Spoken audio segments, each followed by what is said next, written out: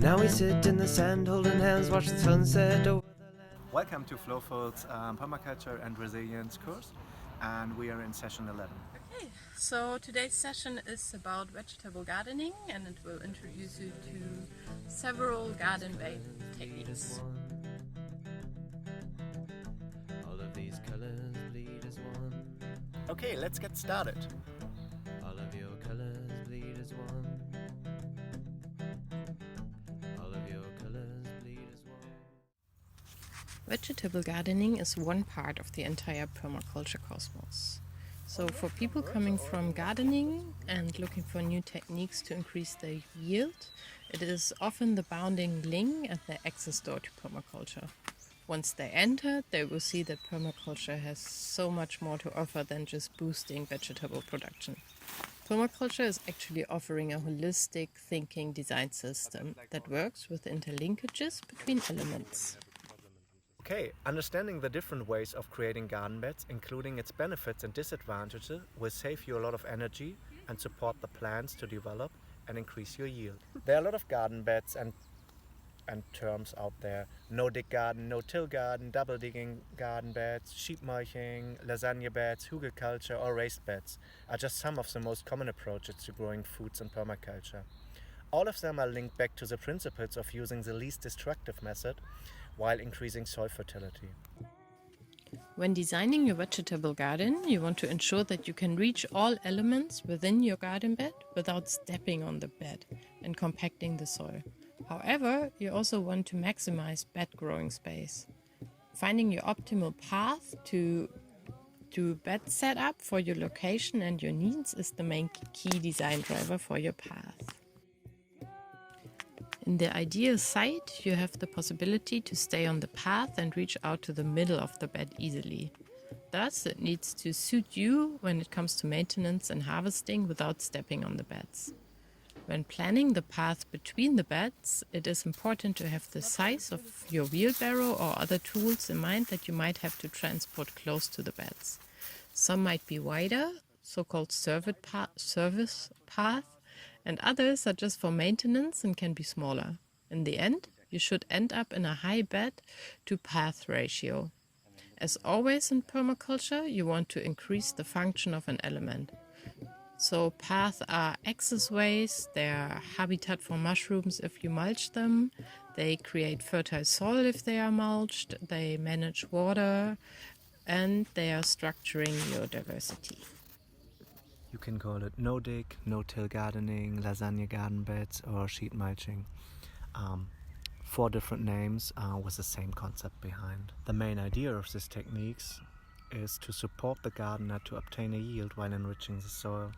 It is a great pioneering technique as you are building new topsoil on top of compacted or poor soil. Due to the different layers, it is a perfect tool to turn lawns or grasses into a garden. It's following the idea of a no-dig garden, so you are adding material, establishing a soil food web that is turning and mixing the different layers into healthy and rich topsoil.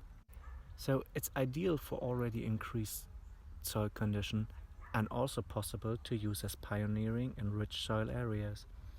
Can also be used under poor soil conditions. The main advantage, soil structure will not be destroyed at all and natural processes are doing the work. The disadvantage, might take some time before the amount of organic matter in the initial topsoil will increase. Double-dig gardens are often used for intensively used areas such as kitchen gardens. Double-dig garden beds require high energy input, and the technique is mixing up and disturbing the soil food web. Corn and other crops are developing very well in the double-dig garden bed. Intensively used garden plots like the main kitchen garden and areas where we have little topsoil and a need to enrich subsoil while adding organic matter are perfect for double-dig garden beds. The advantages of the double-dig garden bed is that it's a fast way of adding soil fertility as well as it's ensuring the right soil conditions for plants with a high demand for nutrients. A disadvantage though is that it's temporarily disturbing the soil life.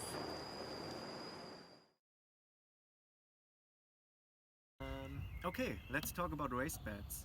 So raised bed works with different layers. and it's an ideal method if you work in urban areas where the soil is full of toxic material, or it's very compacted, or you're not there for an indefinite period of time, so you might move afterwards. So then you go for raised bed. Okay, here we see a raised bed from without filling, and this is quite interesting. Like, you don't need it in all climates, but in temperate climates there are a lot of people putting nets into it just to avoid that animals come in like mice and rats and build a nice home and eat your root vegetables. And then this plastic you just put in to protect your wood, so that the structure is longer lasting. But if you go for wood without plastic, normally works for 2 or 3, even 4 growing seasons should be fine. But this one makes it even just longer. To fill it, you can just put soil into it, but this is quite a massive amount of soil, so you need to bring in a lot. So what we are normally doing is like putting some branches so that you have a good drainage, and then you do like the layering method, and you're doing it till you're filled up, and then you cover the last layer with a nice layer of compost, and then mulch on top, and then it's ready to plant. And yeah, here you see like how it looks like when it's filled.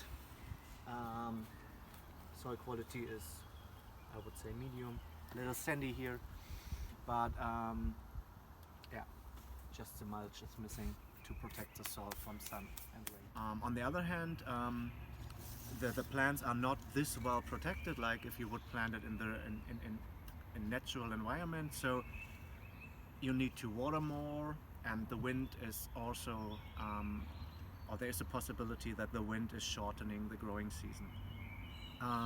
But beside that, look, already ready. Looks really amazing.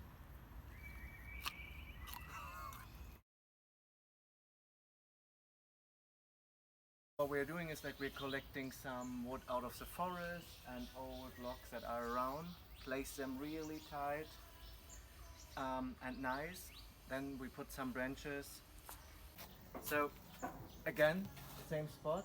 And now like we have the great and perfect topsoil aside, and we already created like a ditch where the water will go in, and we will now put all the wood into this hole, so that our structure will not get this high, but we will create like this beautiful fertile pocket in the end.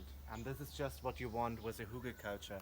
So you're increasing your topsoil further down, and at the same time you're putting material on top, so that you're working in both sides. Yeah. We created or we will create a beautiful fertile pocket. So wood goes in, and then we put like material on top, and we are creating topsoil more depth, but also like up. And this is what you want when you're creating a hugelkultur. And what I really like is... Hello, early morning sunshine, shining in through the shutters of my window. Well, I'm glad I can see you again. It's been a long time, my very old friend. Let's sit and talk for a while.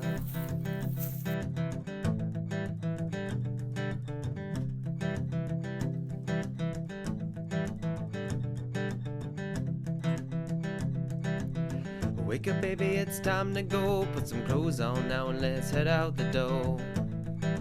Breathe in the fresh air. We'll take a walk on the grass, wipe the dew on your toes, take a drink from